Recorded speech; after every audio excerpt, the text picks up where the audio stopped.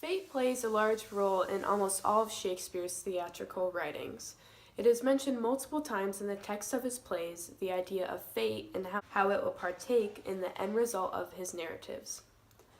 There are many examples as to why the events that occur not involving fate do, but there is logical evidence that shows the role of destiny, such as the witch's prophecies. Fate is accountable for the death of Macbeth because of the prophecies foretelling his future, the murder of Duncan and Banquo, and Macduff's response to Macbeth killing his family.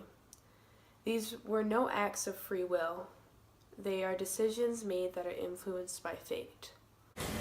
In the beginning of the story, the witches hail Macbeth and tell him that he will become king, and because of this, he firmly believes that fate may crown him. He has a strong motivation to become king. Through this desire, he kills Duncan and hires murderers to kill Banquo. Once they are killed, he becomes somewhat cocky, saying, "Away and mock the time with fair show.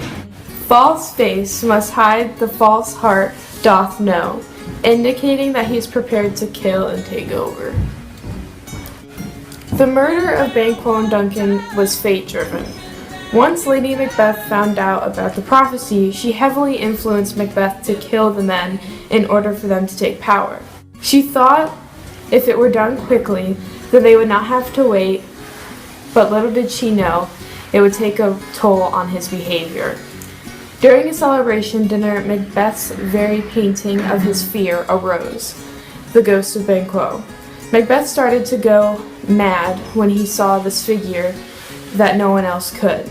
He was trying to convince the others of Banquo's presence. "See there, behold, look," but that just made others suspicious as to why he was seeing a dead man. After these tragic events occurred, Macduff became very suspicious of Macbeth. Macbeth is given 3 new prophecies from the phantom saying, "Beware Macduff. None of woman born shall harm Macbeth.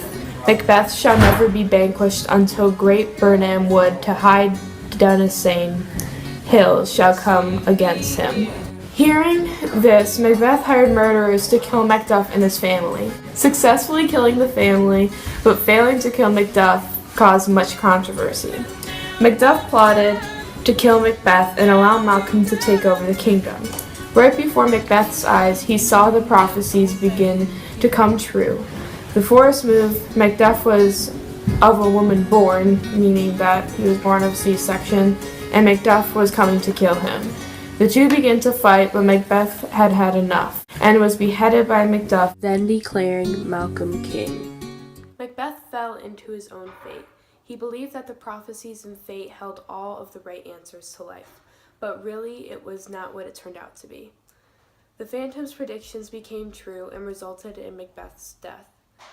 Between the murderer's prophecies and Macduff seeking revenge on Macbeth, it is clear that fate is responsible for his death.